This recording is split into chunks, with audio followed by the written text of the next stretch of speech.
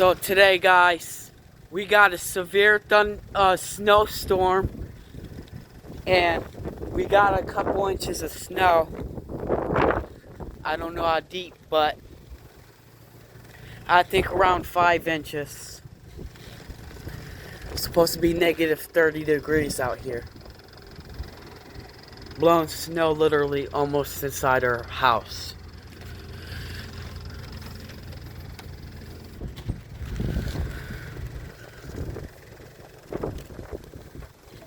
Two inches right on our doorstep.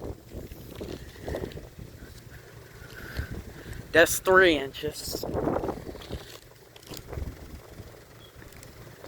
4 inches. 5 inches. So literally, we got 5 inches of snow. Stay tuned to see more.